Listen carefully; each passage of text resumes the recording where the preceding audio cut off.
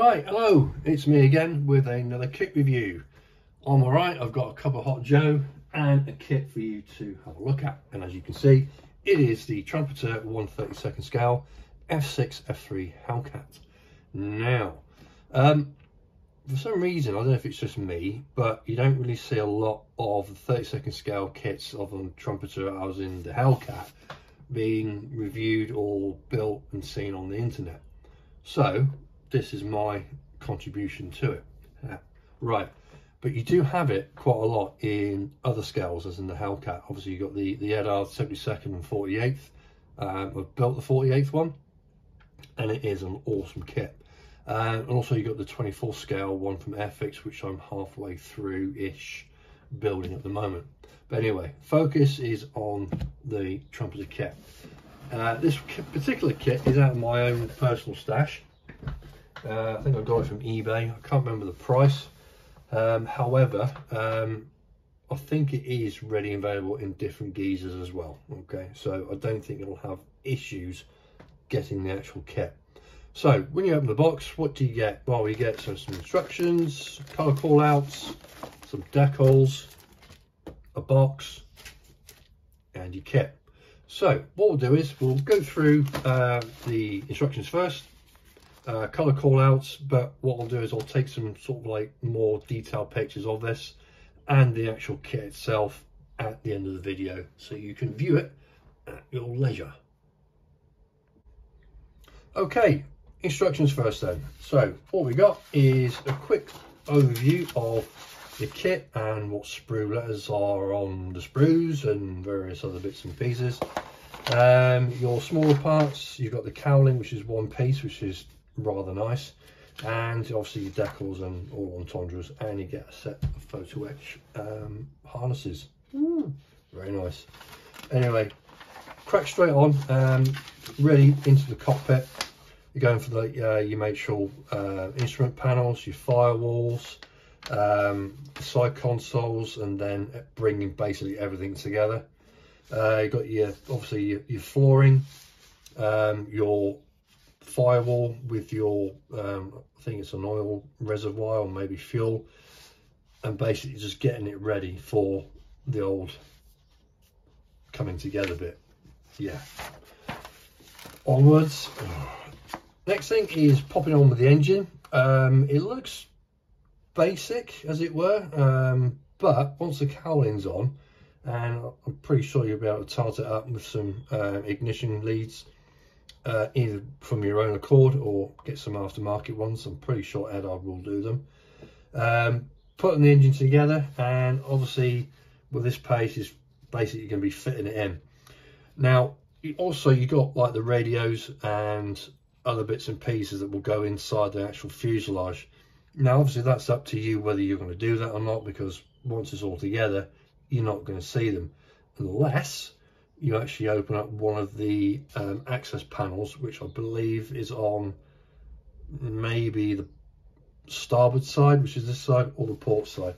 But let me have a quick look to see if there is a hole. No, there ain't. However, I know there is an access panel underneath the actual aircraft itself. So if you wanted to do all entendres, then that's entirely up to you. So as you can see, we've got the fuselage going together, and then we go straight on to actually building up the wings.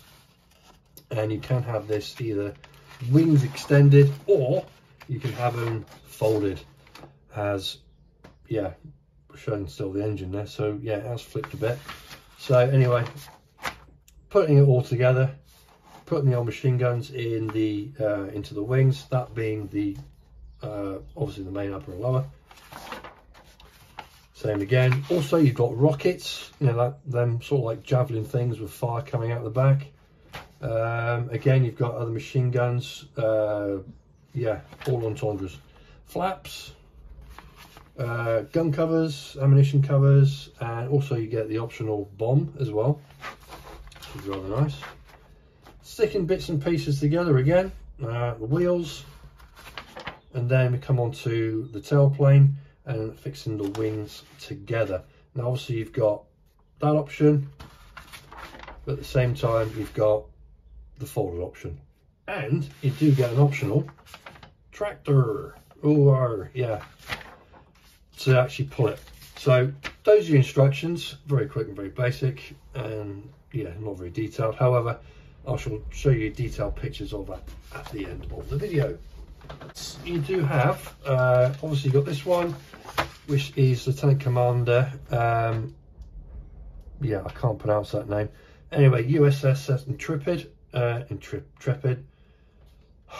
February 1944. Get it together. And also you have Commander D. McCampbell, CVG 15 USS Essex on October 1944. There you go. Decals, I'm not going to get the decals out. However, you do have obviously these here.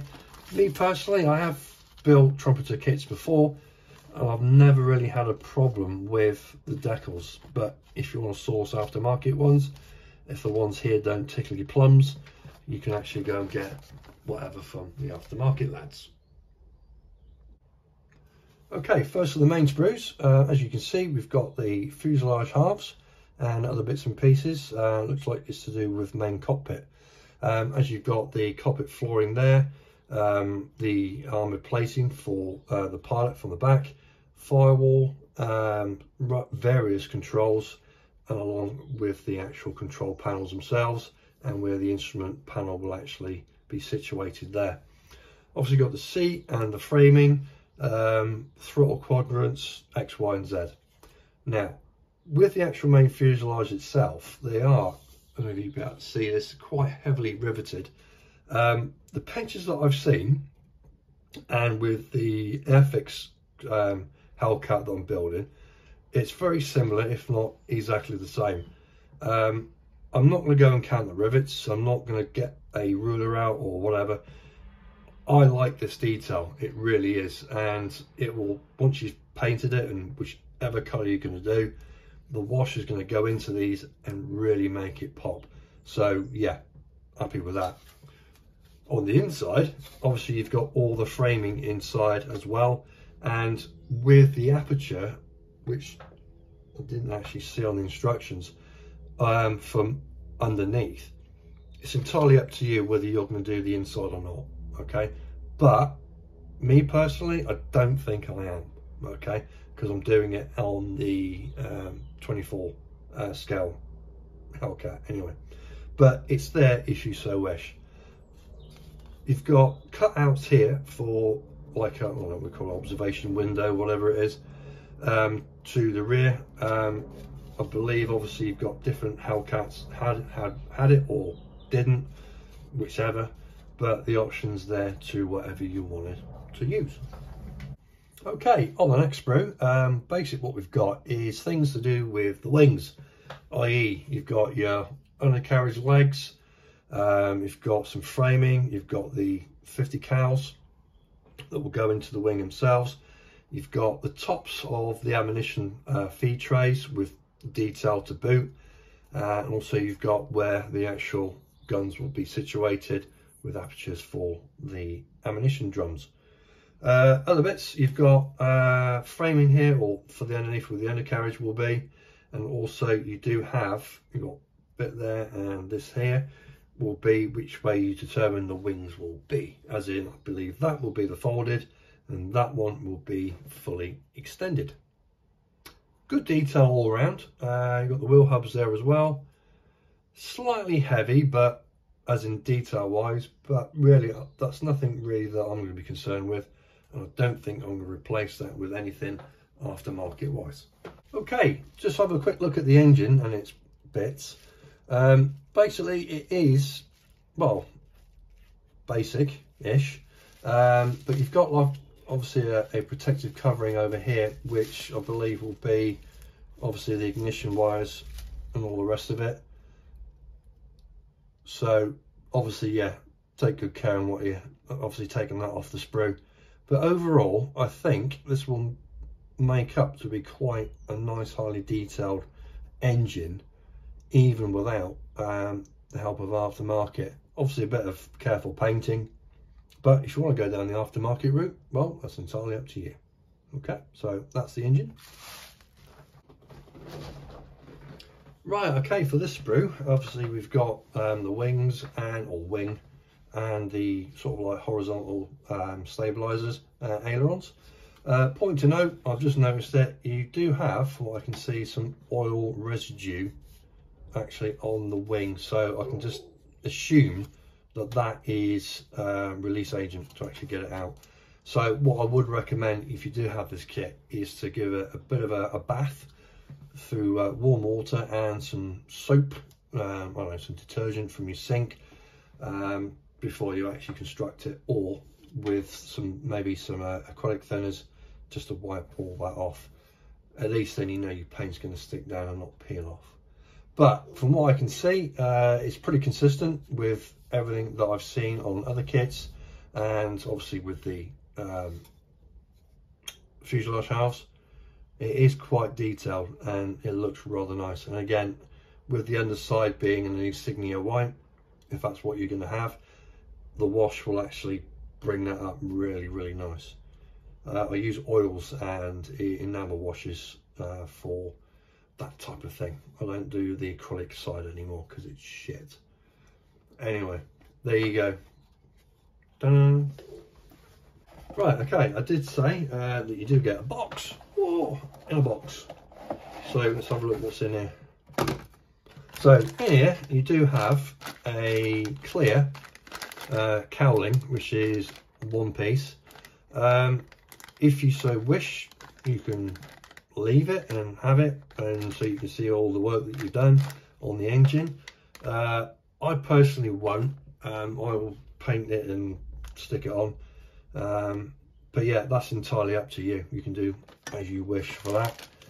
Obviously you've got the front canopy, you've got the clear part for the instrument panel, and also the armor plate glass for the front of the actual canopy itself.